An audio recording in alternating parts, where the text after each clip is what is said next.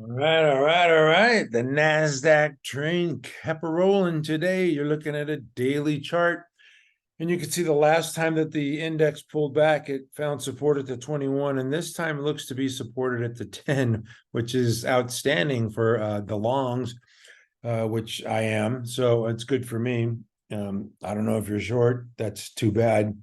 You're going to get coal in your stocking for Christmas this year. This index is really strong, and we saw some rotation recently, but today the Nasdaq reasserted itself. And I'm going to take a look at some of the stocks that helped the Nasdaq today, and one of them has to be NVDA. This thing is just a monster that just wants higher prices. Now, I talked a little bit about this morning about this ascending base here, where it has these three pullbacks of roughly 10% or more, but higher highs and higher lows. So it made this higher low, and now it's bounced the last couple of days, basically off the 21. You could say it kissed the 21, and now looks to take out, the buy point, for standard would be that high there, 480.88. I'm not waiting for that. I mean, it looks, I can't predict anything, but the probabilities are pretty good that 480.88 high is not going to last much longer. We'll see, but my experience tells me that this is an ascending base pattern with the higher highs and the higher lows, and you could see this just like in a channel, just like in a channel, higher highs, higher lows, and eventually, break through, this old high and make a new high. But anyway, I'm not going to get into the ascending base, and just NVIDIA is one of those strong stocks. Another semiconductor stock that's showing, I don't know, a little bit of signs of life is AMD, but it's still stuck below its 50. I'm looking for this one to rally through the 50. They have earnings next week, and perhaps that'll be a catalyst. This one is lagging many of the other semiconductor stocks, and they need to deliver a good quarter. Some other semiconductor stocks that I like that have been on our watch list that are doing well. This is AEHR. They reported earnings and they gapped higher, pulled back to the 10, and then now made a new high today. Let's get a price here. What's the high? $54. So it made a high of 54, pulled back, closed exactly in the middle, 50% of the daily bar there. So AEHR looks good. Another one that looks good is ON. We had this on our watch list a couple of times back in 70s and 80s, and this thing's taken off now real strong with the market. And you can see it's starting to turn into a surfer here, just being supported by the 21. You can see several times here where the stock is being supported at its moving averages, like here, there's a 21 there, there's a 21 there, there's a 21 there.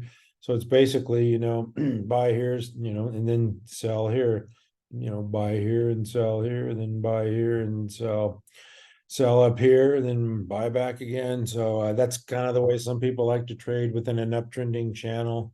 I don't own any of this stock, but you're all big boys and girls and have mouses and you click away like wild banshees. I know that. So you're going to do what you want to do. So I'm trying to create some stocks with ideas, and this is that's the wrong one. That's General Motors. They reported earnings today. It didn't look like it went so well, did it? I think Tesla's kind of the king of the automotives. This is Allegro Microsystems. This is what I wanted to get to.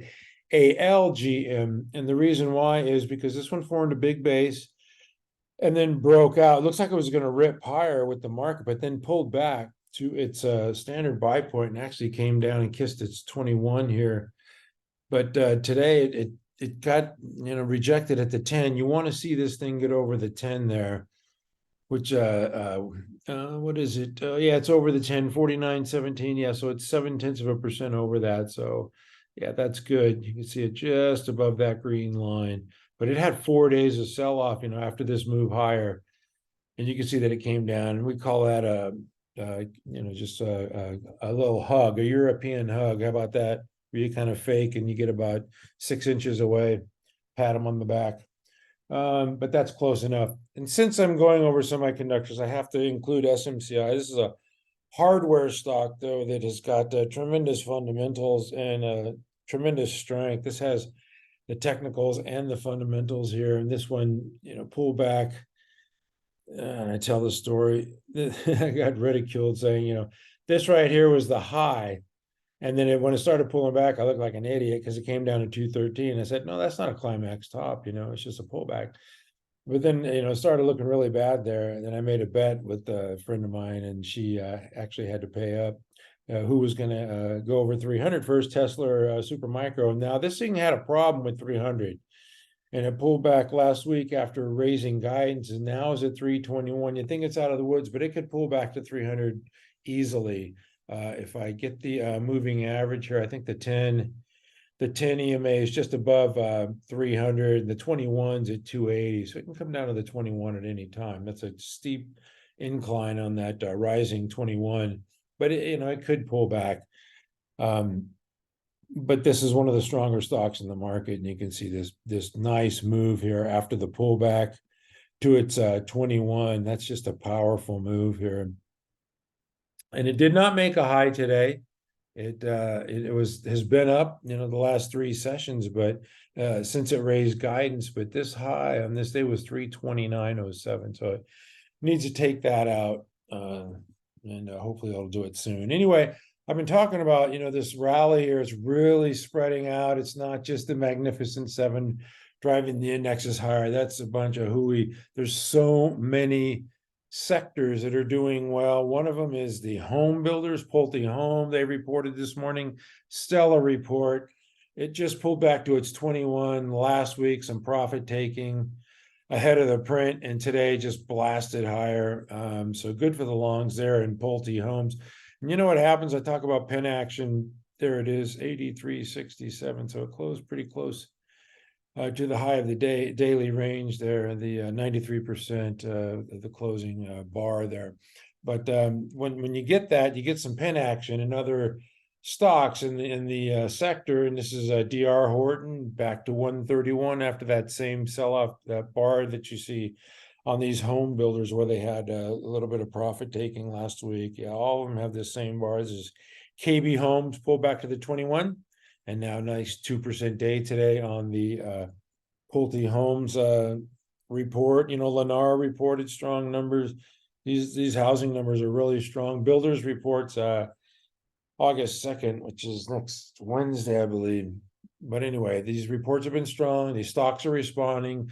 This is one heck of an uptrend. You can see the ascending base here that I showed the folks at MC Stock Charts this morning. And you can see the powerful move after the ascending base. But yeah, they report next week, and Builders First Source is just part of the home builder cohort. So I wanted to include that. But I talked about the branching out. I showed you the financials yesterday with JP Morgan and some of the regional banks. By the way, a regional bank got bought out today. It was at PacWest. So there's a lot of activity in the financials, but this is the steel producers. Cleveland Cliffs reported this morning. Obviously, somebody liked it. You can see this big blue volume bar. It was up, 6.5%. So the steel producers are looking good. Nucor reported earnings this morning, and it's really hard to keep up with all the earnings reports because there's, like I said, 170 S&P companies reporting this week. But Nucor reported, obviously somebody liked it. Not Aunt Sally. This is big volume and a big move for a big stock. This is a $43 billion company. X, the U.S. Steel, not Twitter. This is U.S. Steel. And this one, we talked about having this problem here with the 200. Now today it blasted right above it. More than a 3% move with volume. So X is looking better. And this is stage one. These are stage one consolidation bases here. So pay attention to these. They might have some room to run. Okay, I'm going to take a look at, Steel Dynamics. I might as well. One more steel stock. And this one is still hanging around that 200. So it needs to get above the 200. But the steel stocks are strong. And also the mining and metal stocks. This is Freeport-McMoRan. They reported last week, I believe, on the 20th. and had a muted response. It was up 2 or 3% or whatever, but today a nice nearly 4% move here with volume. So this one you could see the double bottom base here and near a buy point. So I like that one for a watch list stock. Southern Copper, another one that similar pattern. This one blasted higher today with volume, 5.3% move. And you got to pay attention to these moves. I mean, like I said, there's a rotation going on, and it's not just going to be the semiconductors and software stocks all the time, every day. It's a very broad-based rally. I don't want to say a bull market. It's just in an uptrend, and a lot of sectors are participating. This is Kamiko, CCJ. We had this one on our watch list back around 29 here. This one's just kind of taken off. I just kind of forgot about it. But you can see it pulled back to its 50 after it broke out, pulled back to a buy point, and then ripped higher. We've seen a lot of that lately too, especially with the software stocks, what I just talked about. Anyway, that's enough for the metals and mining. I'm just trying to point out that there's a lot of sectors that are doing well, including the retail. ELF is one of my top stocks. It sold off with the oddity IPO, and then it had a slide 3 out of 4 days. But today, ramped higher with volume here and got back above its moving averages there. So ELF is just a real strong stock, taking market share. I show this to you just about every day. It hasn't based since July, which is a little bit of a concern, but you can see it's just a stair-stepper stock where it doesn't really do much until it has earnings, and it goes up, then it goes sideways, and it goes up, then it goes sideways, and it goes up, then it goes sideways, and then it goes up, and that's what ELF does. And so they have earnings coming up August 1st, which is next Tuesday. And there's no guarantee that they're going to blow it out and it's going to have another ramp higher, but that's its character so far. So maybe it'll form a base, maybe it'll pull back to its 50 and form a base, but we'll see after earnings next week. Another retail stock that I like, that I own, is Celsius, and it broke out of this base here after earnings. When was this? May? Help me out here, Mr. Market Smith. May 10th, and then pulled back, give you another shot at it. Ran up to the 155 area, and then now has pulled back for the first time since the breakout to the 50 simple moving average. That is usually a high probability of some sort of support and success in the move higher. So we'll see. They report earnings August 10th. So you might have to wait until August 10th. We'll have to wait and see. ON. I got to go to the shoe stocks. This one setting up in a base as well. Down 1% today, and you can see it just kind of traded sideways here, back to the 10, then ramped higher. Gosh, it looked like I made a nice move today, up to 36.59. Then pulled back, closed to wow, 3% of the daily bar. That's not good. But anyway, just pull back near that old buy area. So ON, you like the shoes? They're okay. I like Hoka better. And Deckers is definitely a strong stock, man. This thing, just talk about a Kelly Slater stock. You can see this, just follow this magenta or red line the whole way. It just comes back and kisses it for like a year, more than a year. So Deckers is a nice trend trader's dream there. Anyway, that's it for retail.